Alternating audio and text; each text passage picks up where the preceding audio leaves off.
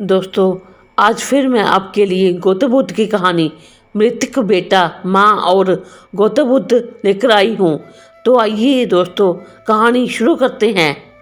एक बार की बात है कि गांव में एक लड़के की मृत्यु हो जाती है और उस लड़के की माँ बहुत ज़्यादा रो रही होती है।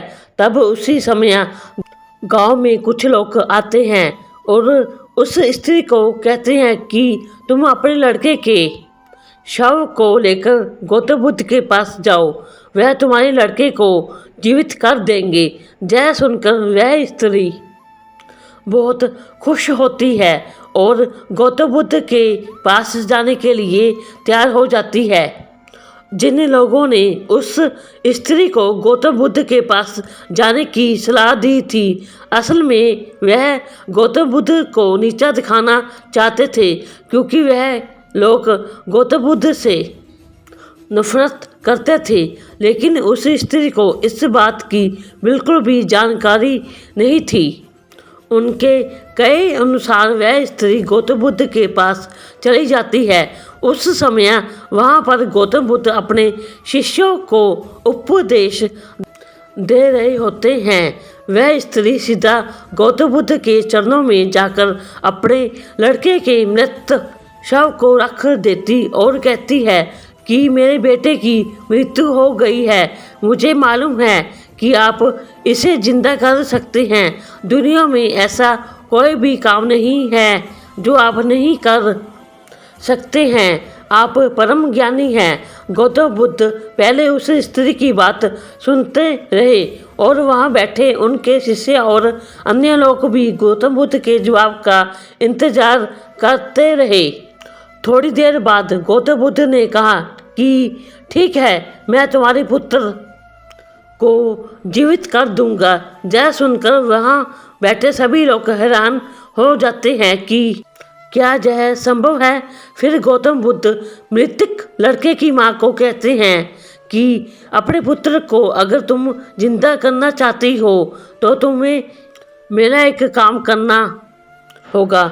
स्त्री कहती है कि आप बताइए, मैं काम करने के लिए तैयार हूँ। गौतम बुद्ध उसको कहते हैं कि तुम एक मुट्ठी भर गेहूँ लेकर आओ, लेकिन गेहूँ उसी घर से लाना है जिसके घर में कभी भी कोई मृत्यु नहीं हुई है।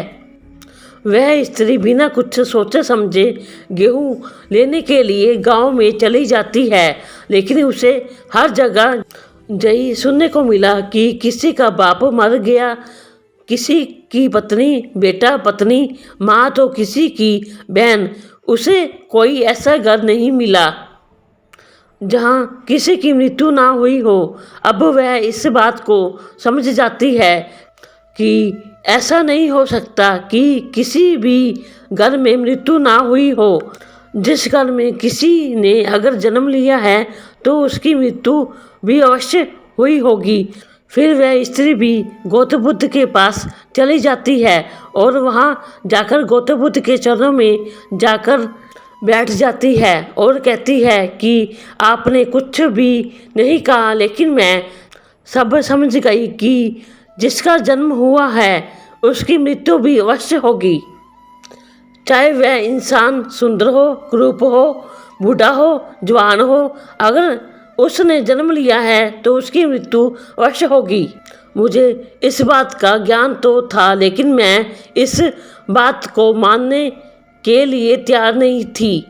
अब मुझे यह बात समझ आ गई है। और फिर वह स्त्री वहाँ से अपने बेटे की लाश को लेकर चली गई। सीख, हम किसी भी वस्तु या इंसान से कितना भी मोह कर ले, पर जो इस धरती पर आया है उसे जाना होगा। यही नियम है। कोई भी इंसान या जानवर अजर या अमर नहीं होता, सबकी मृत्यु निश्चित है। दोस्तों, आपको यह गौतम बुद्ध की कहानी कैसी लगी मुझे लाइक और कमेंट करके बताएं। इससे मुझे हौसला मिलता है। और मेरे चैनल को सब्सक्राइब करें और मेरी कहानी को शेयर करें। हम मिलते हैं अपनी अगली कहानी में। तब तक आप अपना ख्याल रखें।